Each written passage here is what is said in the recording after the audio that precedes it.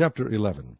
And the Lord spake unto Moses and to Aaron, saying unto them, Speak unto the children of Israel, saying, These are the beasts which ye shall eat among all the beasts that are on the earth.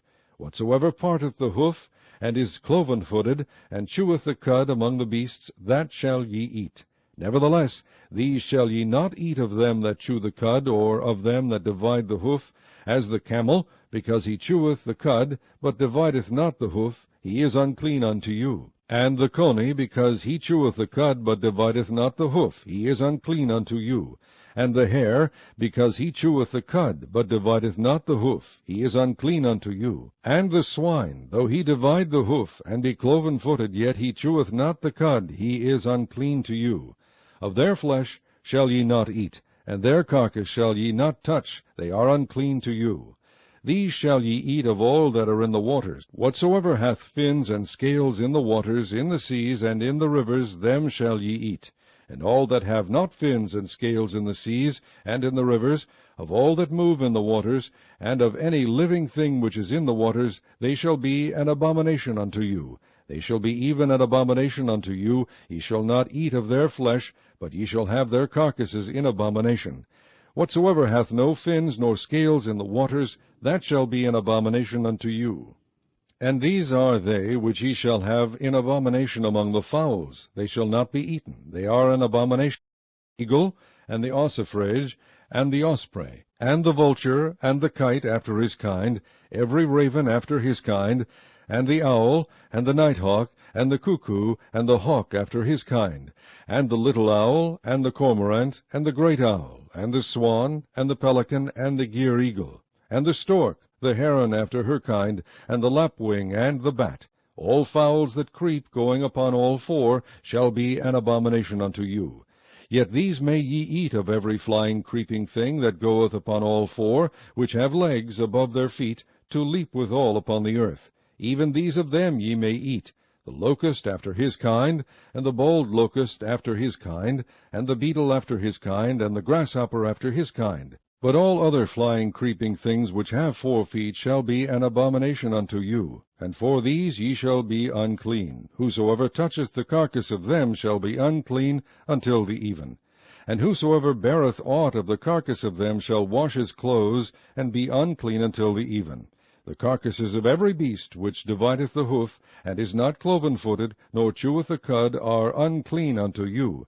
Every one that toucheth them shall be unclean. And whatsoever goeth upon his paws, among all manner of beasts that go on all four, those are unclean unto you. Whoso toucheth their carcass shall be unclean until the even. And he that beareth the carcass of them shall wash his clothes, and be unclean until the even. They are unclean unto you. These also shall be unclean unto you among the creeping things that creep upon the earth, the weasel, and the mouse, and the tortoise after his kind, and the ferret, and the chameleon, and the lizard, and the snail, and the mole. These are unclean to you among all that creep. Whosoever doth touch them when they be dead shall be unclean until the even. And upon whatsoever any of them when they are dead doth fall, it shall be unclean, whether it be any vessel of wood, or raiment, or skin, or sack, whatsoever vessel it be, wherein any work is done, it must be put into water, and it shall be unclean until the even, so it shall be cleansed. And every earthen vessel whereinto any of them falleth, whatsoever is in it shall be unclean, and ye shall break it. Of all meat which may be eaten, that on which such water cometh shall be unclean, and all drink that may be drunk in every such vessel shall be unclean. And everything whereupon any part of their carcass falleth shall be unclean, whether it be oven, or ranges for pots, they shall be broken down, for they are unclean, and shall be unclean unto you. Nevertheless a fountain or pit, wherein there is plenty of water, shall be clean, but that which toucheth their carcass shall be unclean. And if any part of their carcass fall upon any sowing seed which is to be sown, it shall be clean. But if any water be put upon the seed, and any part of their carcass fall thereon, it shall be unclean unto you. And if any beast, of which ye may eat, die, he that toucheth the carcass thereof shall be unclean until the even. And he that eateth of the carcass of it shall wash his clothes, and be unclean until the even. He also that beareth the carcass of it shall wash his clothes, and be unclean until the even. And every creeping thing that creepeth upon the earth shall be an abomination, it shall not be eaten. Whatsoever goeth upon the belly, and whatsoever goeth upon all four, or whatsoever hath more feet among all creeping things that creep upon the earth, them ye shall not eat, for they are an abomination. Ye shall not make yourselves abominable with any creeping thing that creepeth, neither shall ye make yourselves unclean with them, that ye should be defiled thereby.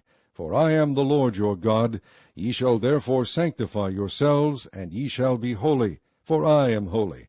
Neither shall ye defile yourselves with any manner of creeping thing that creepeth upon the earth. For I am the Lord that bringeth you up out of the land of Egypt, to be your God. Ye shall therefore be holy, for I am holy. This is the law of the beasts, and of the fowl, and of every living creature that moveth in the waters, and of every creature that creepeth upon the earth, to make a difference between the unclean and the clean, and between the beast that may be eaten and the beast that may not be eaten.